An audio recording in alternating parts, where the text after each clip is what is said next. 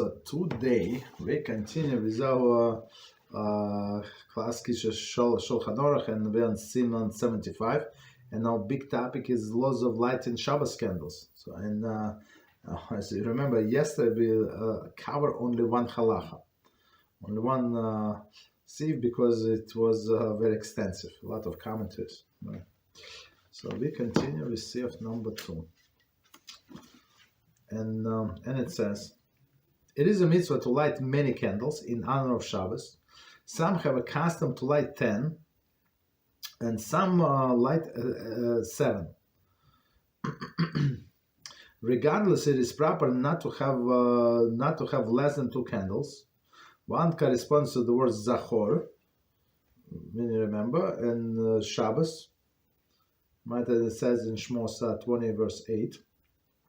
And the other words Shamor, safeguard. And we're going to explain all this. Shabbos from Dvarim 5:12. However, in a present situation, one candle is also sufficient. The candle should be long enough to burn at least until after the Shabbos meal. One should endeavor to buy candles of superior quality for Shabbos. For Rav Huna said in the Shabbos, Talmud Shabbos 23b, one who accustomed to kindle Shabbos light in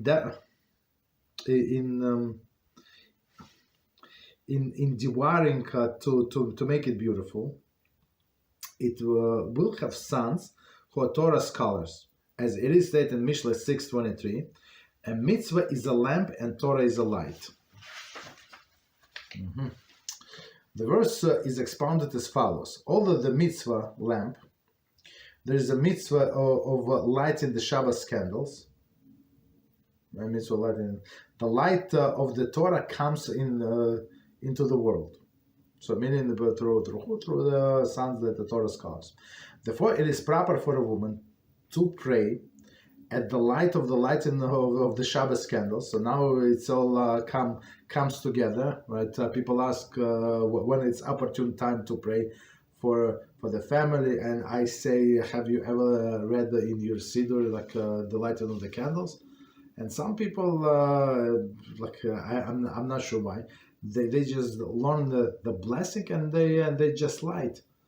But if you have Art Scroll Siddur, for example, right, it's very informative. It's a lot of information, a lot. There are a lot of halachas, all of the details, and one of the things he gives like the text of this prayer for a woman, for the sons who should be Torah scholars, and in general for children, right? And the Holy One, blessed be He, give her, okay, sons who enlighten the world with the Torah. It is proper for her to give before lighting the candles a few coins to charity. So, but very important, do it before, and make sure this tzedakah box in a place where you're comfortable. So it's going to be stay there for the whole Shabbos, because after we light a candle, after she lights the candle, it becomes muktzeh. Right, so it's very important. A woman also is a woman who is dispirited by the challenges of raising children, sorry, or who has no children at all. It is a sgula, there is a practice that has the spiritual properties to change her situation. For her to recite after the lighting of Shabbos candles the Haftarah of the first day of Rosh Hashanah, like about Chana, right? Okay. It is proper for her to understand what she is reciting, and recite it with concentration. Okay, so if you have the right siddur, all of these things I think are there in the commentary. I think. Okay, so let's. So that was the whole halacha. Let's do from the beginning, and we try to explain. And it says, it is a mitzvah to light many candles in honor of Shabbos. So it's as we're going to see. So minimum is 1, right? Like if person cannot afford, or for example, somebody in the middle of the travels, right? So even they accustomed to light 7 or 10 or I don't know how many, but if they they visiting someone, right, in somebody else's house, you're not going to come in somebody's house with the 10 candles, right? That does not look good, right? Especially when there are several families, for example, they gather in somebody's house and they're going to light the candles there. So you just you can light 2. There is no problem, right? But in general, as especially in olden days when they did not have electricity, so right, and that's for beauty purposes, right? For sure, light as many as you can. So usually, what people do, they light 2 candles, and then extra for each child that they have, for each soul. Soul is like associated with a candle, right? Or if and plus, if they want to light for other people, there is no problem, right? So there is basically no limit. Okay, so some have a custom to light 10, right? And some light 7. Did I see 7? Don't remember that I saw 7. Okay, so the problem with the 7 is they should not be in one level, in one so should not resemble like menorah, basically, right, in a temple. So what I saw, the most common, I think it's 5, right? Candelabra is like 4 and 1 in the middle. Could it be 7? I have not seen 7. Okay, but that does not mean anything, right? So some, like if somebody wants to, they have 2 candelabra with a 5, right?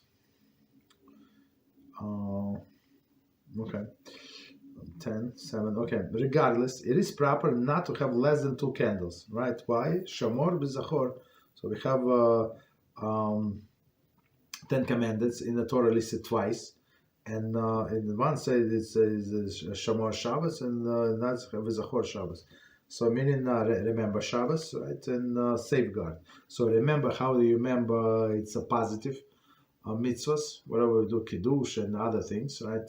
It's a positive mitzvah, and safeguard is what we learn on Wednesdays, meaning not to desecrate Shabbos, right? Stay away from all of these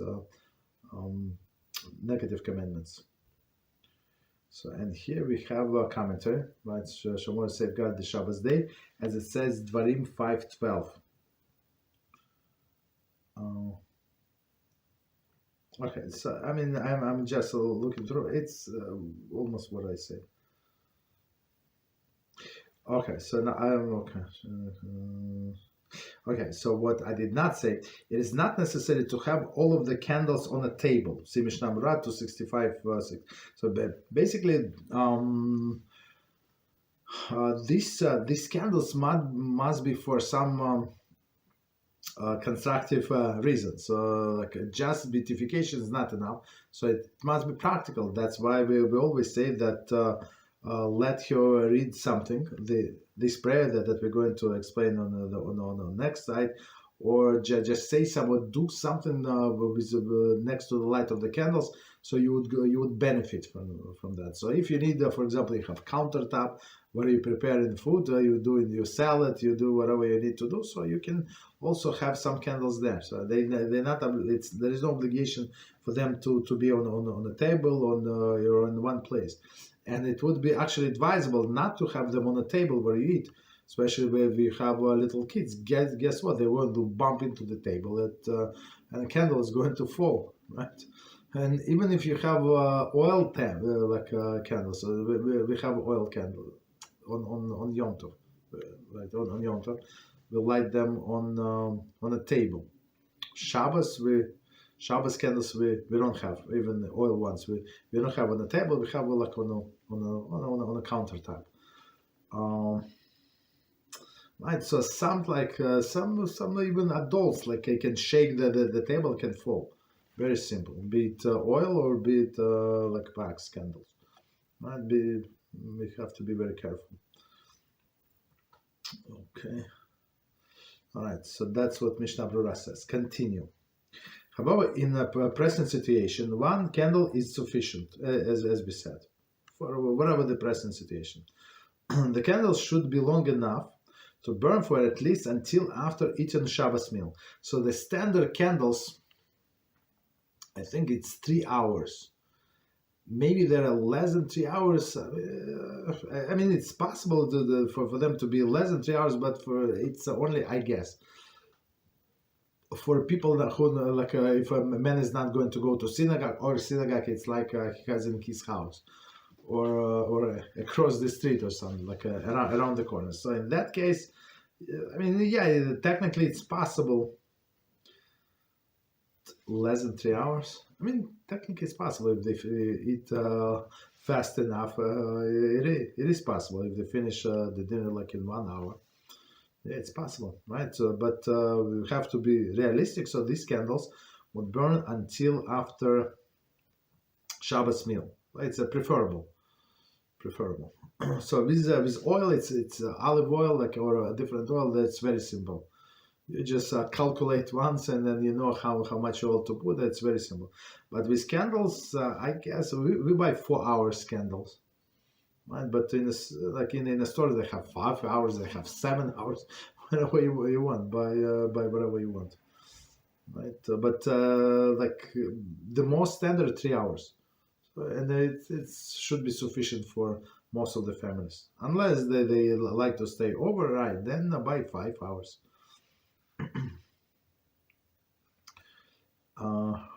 Okay. So again, the sentence: the candle should be long enough to burn at least until after the eating Shabbos meal. Okay. One should endeavor to buy candles superior quality for Shabbos.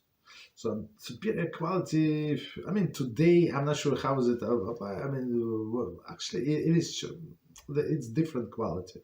Right, even like when you buy kosher candles, like Jewish made candles, and it is true they're different quality, right? But it's not different quality the way I understand what Kitzur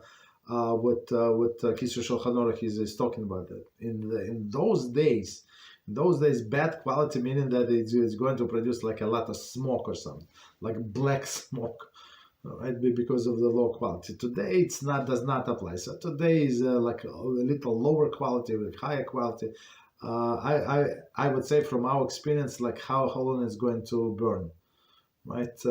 Even though it says 3 hours, but sometimes a little not such a big quality, so they would finish in 2.5 hours. So just so we know. So the brand that we use, it's they say 4 hours. It is 4 hours. Right, but others say 4 hours, like plus minus.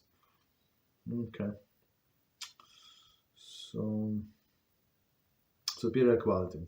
Rav Huna said, one who accustomed to Kimball Shabbos light endeavors to make it beautiful will have sons who are Torah scholars, right? And of course we have to keep it in mind. Sons of the Torah scholars, and sometimes people, right? If people don't have, for example, sons, they have only daughters. There is not a problem at all. So meaning that your daughter's future husband is going to be the scholar. Understand? So you pray for that, or if people don't have children. Right, still if they affect someone, if they help someone to, for example, to pay for somebody's yeshiva education, to help some like your neighbor's son, somebody's son to learn Torah, so it in a sense as person create that son, that person, the child, right, and the spiritual children as well. So when we light the candles, so also keep it in mind. So you ask Hashem to give him an opportunity to create these spiritual children. I think I have a clip about it, right? So said some my spiritual children were older than I am, like 30 years old, so 30 years older. Continue. As it stated in Mishlei 6:23, for a mitzvah is a lamp, and a Torah is a light. Right. Wait 1 second. Right, and the mitzvah is a lamp and Torah is a light. So mitzvah is good, but we need the Torah, right? The verse expounds as follows: although the mitzvah lamp, so like mitzvah is good, mitzvah is very good, but lamp without light is nothing, right? It's useless, right? So you need the two of them. But light without lamp also is not going to work. Like it needs somewhere to connect to. So again, through the mitzvah lamp, there is a mitzvah of lighting of Shabbos candles. So here's a little different approach. The light of the Torah comes to the world. So meaning that you light the lamp of literal lamp, right? So HaShem is going to bring the Torah light into this world. Therefore, it is proper for a woman to pray at the time of the lighting of Shabbos candles. Commentary: the prayer should be recited after she completed the lighting and the blessing. See Mishnah Berurah 263:2. So meaning, right, it's after she completes. After she completes, of course, first she gives tzedakah if she wants to, or she can even designate in her mind, or sometimes if you even make a designation, for example, with every lighting, I'm going to give such and such amount in the tzedakah. Anyway, when she let's say when she put like a cash money into this tzedakah box, she's not going to give this money giveaway right away. Maybe when she collects like full, right, or maybe half of it, something like a more substantial amount. So meaning that even though she put in the physical money in this tzedakah box, she did not give yet. So same is true. We can do the same when we give tzedakah every month, every 2 weeks, whatever, right, whenever we give. So as you can say, like a part of this tzedakah, this amount, 100 units, for example, of tzedakah. So I have 5 or like 5. I promise it's going to be like from this candle lighting. Okay, so it does not have to be like a paper money or coins that you have to carry with yourself and put in each tzedakah box. Okay. Okay, so let's see. Let's do this sentence again. Therefore, it is proper for a woman to pray at the time of lighting of the candles. We said after, right? After she finished, that the Holy One, blessed be He, give her sons who will lighten the world with Torah. And it is proper for her to give before lighting the candles few coins of charity. Okay, so we covered that. Continue. A woman who is dispirited by the challenge of the raising children, and we said just recently that there is Chava received several curses, and one of these curses was actually that difficulty of the raising of children. Right, so it's not simple. It was never simple in any generation, especially in our generation. But in the previous generation, our parents have different difficulties, right? So a woman who dispirited with challenges of raising children, or who has no children at all, right? Meaning this or that, it is a sgula, right? Sgula for her to recite after the lighting of Shabbos candles, the Haftarah from the first day of Rosh Hashanah. So, and this Haftarah is not very long.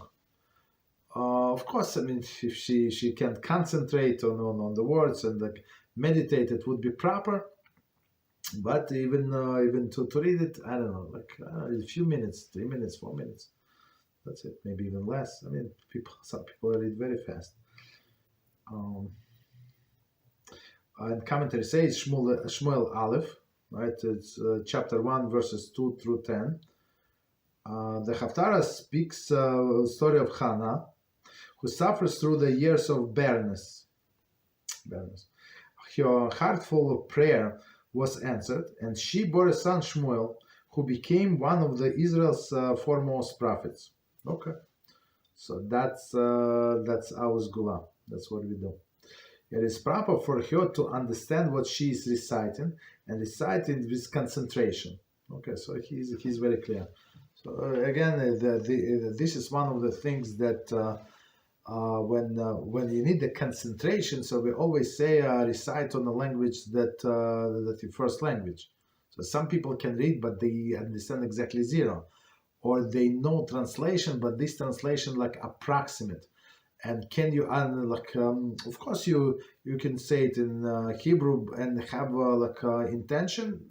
It is possible, but I always suggest just read in your own language and concentrate or meditate, because it is a very, very powerful prayer, right? And very auspicious time. Auspicious time meaning what? There is a proper time for this prayer. Even though HaShem will listen to us whenever you pray, especially in our needs every time, but sometimes it's especially auspicious to get the answer. Okay, so we continue with Sif number 3. And it says the choicest ways of performing this mitzvah is to light with olive oil. Also, the oil that is commonly available to us, called Blumenthal. Oil from flowers. Is valid for this purpose. So it's in Yiddish, actually. However, with regard to other oils, there are those that are not valid. Regarding a wick as well, one should endeavor that it be of cotton, or flax, or hemp, because among the other materials, there are those that are not valid. In this locale, the custom is to light the candles that are made from tallow. These are valid. However, to fashion lamp by placing a piece of tallow into the container and into that a wick, it is prohibited manner of lighting Shabbos candles. So we're going to explain why. One who is lighting the Shabbos candles must light the wick until the flame takes hold. We go also that's directly from Chumash. If most of the portion of the wick that protrudes from the top of the lamp, of the most of the portion of the wick that protrudes from the top of the lamp. Likewise, when lighting candles that are made of from tallow, one must light in such a manner that the flame takes hold of most of the protruding wick. So there are a lot of details, so it's very interesting, very, very interesting. So he started, the Kitzur starts with the most prominent way. Okay, the choicest ways of performing the mitzvah is to light with olive oil. So olive oil, especially candles in the olden days, as he said, they were made from fat, from halef, even from forbidden fat, right? So you still right, you're allowed to derive benefit.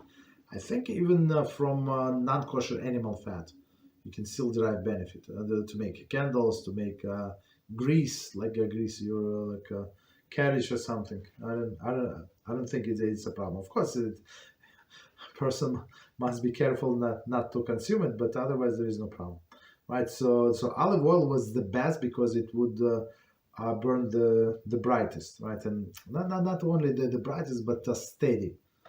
Right, right. That's the thing. Okay, so again, the choicest way performed to light the mitzvah is olive oil. So, I mean, we really, the olive oil is so cheap. It's so cheap. It's cheaper than any other oil. Right? In other places where you go, I think sunflower seeds oil would be like much cheaper where we live. We try to, like, my wife wanted sunflower oil. It's like double price, sometimes triple price compared to the best olive oil. Not sure why, but other whatever oil is available in your country, whatever is preferred, right? Whatever is cheaper, you can use. I don't think it's a big difference, but olive oil is because they use it in the menorah in a temple, of course. Right. So continue. Olive oil is drawn smoothly to the wick, producing a clear flame. Here we go. If olive oil is not available, any oil that produces a clear flame should be used. Using oil is preferred using tallow or wax candles. See Mishnah Brura 264:23. So, but many people, so, and we also we use like olive oil, like candles, and two like main candles of olive oil, and the rest of them like regular wax candles. So, but people can do whatever they want. Like did I see that somebody light only olive oil? Maybe, I don't know. Okay, but usually it's combination. Continue. So I mean, when I say combination, it's more if it's more than 2 or 5 or something. Okay, continue. Also, the oil that are commonly available to us, call this oil from flowers, right, is valid for this purpose. So meaning, as we just said in this in this commentary, so we can use any oil, whatever oil is burning, we can use. And this, of course, in Judaica stores they sell olive oil, and it's much more expensive. I'm not sure what maybe they add something in it, but we buy regular olive oil. Regular, you can use it for salad, you can use it for in menorah, you can use it for light the Shabbos candles. It's exactly the same, right? We didn't find any like a huge difference. Okay, maybe you can, right? I don't know. So continue. And then plus, like even though sometimes people say no, olive oil costs a lot of money, but if you think like how much you need that much, so we pour that much, and it burns like 5 or 6 hours. Right, so that's so I mean the bottles that you buy is going to last you for a very long time. Okay. So he said even the oil from flour. I'm not sure from what flowers. He's going to from flowers. All right. Okay. Continue. However, with regard to the other oils, right? We said if there is no problem, right? With the oils, there are those who are not valid. So let's see. Not valid. Fuels or wicks that do not burn well may not be used out of the concern that one may inadvertently adjust the flame on Shabbos to improve the light, thus violating the Shabbos laws. See Mishnah Brura 246:1. And it's actually it says in Talmud Shabbos that a person is not allowed to study Torah on Shabbos by the candlelight, not candlelight. By the lamp, oil lamp. Why? Because it's as he's saying here in this commentary. So if the quality of the wick or the quality of oil is not so great, so he would like tilt to one side. So meaning that the more oil would come to the wick and would burn better. So that's of course is violation of some halacha of kindling, milacha of kindling. Right. So he said it's not valid, meaning what? So it's not like the oil is not valid. I guess the way I understand that's my personal understanding. Maybe it's not refined good enough. Like some people would in the olden days would make the oil in their houses. Right? Maybe it's not refined. Maybe it's a lower quality, and you need to adjust. Wick or oil or something like would burn better, so that's why it is forbidden. It's not because they are produced from this and this like vegetables, but because of the quality. So next part regarding the wick as well, one should endeavor that it be a cotton or camp flax or hemp. So let's see. Ilya Rabba, side of Mishnah writes that hemp should be used only in no other material well. I mean, it's a cheaper quality. But today, what we buy is regular regular wicks, but they're not regular. So today, it's actually the whole industry. The whole industry of making candles at home. So it's like today is a big art. So if I remember where was it in Tzfas in Israel in the north, there is a candle store. It's like on the back street when not on the main street where over you have a little stores, like on the back street.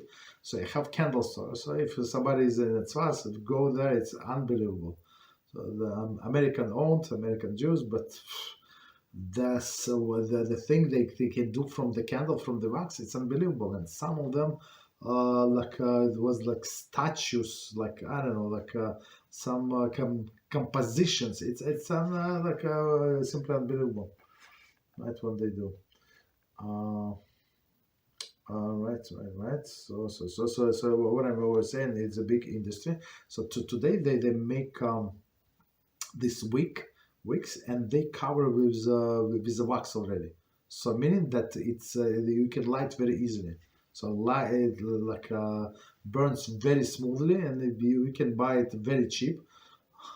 So if somebody wants to pay without bother, so you just buy these things that go in the bottom, right, and buy the wick. Sometimes they come pre-cut. If you want to cut yourself, they can sell you like complete. You just cut yourself, right, and put it in this metal thing, and then do with pliers to create your own wick, or just buy the complete wicks, whatever you want. Right. So I also we don't buy this from Judaica store. You just buy on the internet. They're much cheaper, much like. Right, and all of them are from cotton. I mean, it's a cheaper material, and it's not a cheaper material. I mean, it burns the best. So these people who make their own candles, so they would use these wicks. Right, so we buy these wicks, buy our own oil, put it together, and then that's it.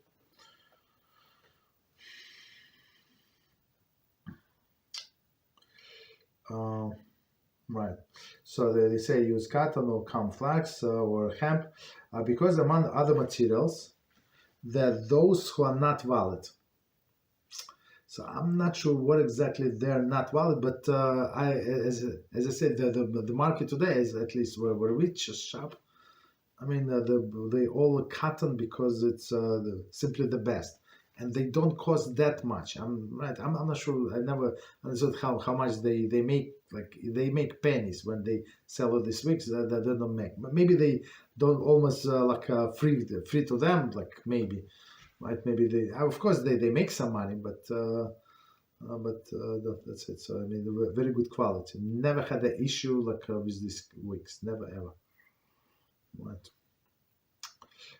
In our locale, so meaning he's writing this in Europe, the custom is to light candles that are made with tallow, meaning with some kind of fat, and these are valid, right? So there is no problem. There is no problem. Again, even forbidden fat, this Chalev is in internal fat around the organ. So fat that next to the meat, there is no problem. I mean, Torah does not even call it fat. So this fat, around the meat, right? It's like we call it fat, right? But Torah call it flesh.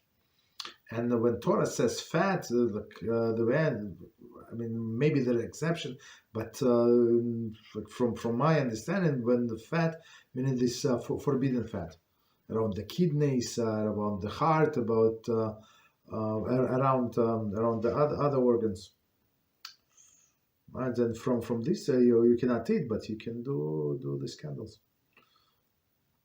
However, to fashion lamp by lamp by placing a piece of tallow into the container, um, and into that a wick is prohibited manner of lighting candles, Shabbos candles. So I'm not sure what's.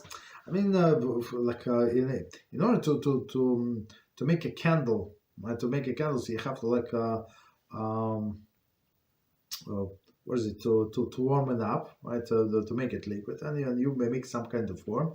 You put the wick in the middle, and then you pour this this liquid, whatever is it, right? Here they take this piece of fat, put it in container, of course, because it should stay somewhere, and right, and then stick the wick in there. So he said it's not valid. 113.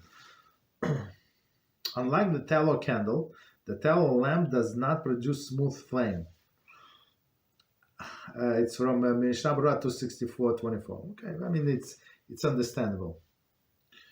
Okay, so continue. One who is lighting the Shabbos candles must light the wick until the flame take hold. And these commandments, it's actually it's one from 613 commandments of the Torah for the Kohanim, the Kohen who lights the candle, there's the menorah in the Beis Hamikdash, so he cannot take away his hand, right, from the wick until it's completely burns, right. And same halacha actually with on Hanukkah, right. So you have to make sure before you go to the next candle, you must make sure that this wick is burning. But as I said, with the wicks, whatever we have, whatever I just explained, the wicks that sell separately is such a high quality. They put this wax like around, so it's not, it is like a cotton, but it's right, it's in a wax. Okay, so it burns very good. So in olden days, where it was a man's job. Maybe he's going to talk about. I'm not sure. Maybe yes. I don't remember. Maybe yes. Maybe no. But men used to start the week. They would do the candles, like to install candles, clean the old wax from the previous time. Put the candles in, and then burn the wick, and then extinguish it. Why? Because when the wick was already like lit. Right, so then the second time it would be very very easy to light it again. So he's like a man in some sense. He prepares everything for his wife's lighting. So with these candles, with these wicks, it's absolutely not necessary because of the quality. Right, so quality is good. Continue. Okay, so again, when one must light the Shabbos candles, one must light the wick until its flame takes hold. So don't go to another candle, right? Right, of the most portion of the wick. Okay, that protrudes from the top of the lamp. So sometimes, right, from the top of the lamp. What does it mean? It means for example, you have this tall cup, right? This glass cup where you put the olive oil, and you pour only half of this cup with oil, because as I said, for us that much is going to, in our cup whatever we use, without wicks, without oil, is going to last you 5 hours. Right, a lot. So of course we don't need like more. 5 hours is more than enough. More for sure. Right. So meaning the rest of the cup is going to be just wick, and then the wick must extend above this cup. So even though you use a little oil, but you have a wick that is very tall. So that's what he's talking about. So this at least the wick that is extended for above the cup would be like in flame. That's what he's talking. Protrudes from the top of the lamp. Okay, so let's see the commentary. There is one should not take away the match with which he's lighting until the most of the wick is burning. The flame will thus burn well as soon as he removes his hand. This is also how menorah, here we go, in the Beis Hamikdash temple was lit. See Mishnah Berurah 264, 26. Right. I mean, that's all combined. All right, no problem. So likewise, when lighting the candles. So before we continue, so meaning what if you're going to order the wicks, so measure like higher than your cup, like where you're going to put oil, maybe by inch, right? At least, like so it would be convenient. Okay, so don't do exact size by your cup. Do it a little higher. Okay. Likewise, when the candles are made from tallow, one must light in this manner that the flame takes hold of the most of the protruding wick. Okay. So our same as other candles. Same as other candles. Okay, it's a perfect time to stop. Next halacha is very long. Right. So let's do 5 minutes break, and we continue with our other topics. 5 minutes.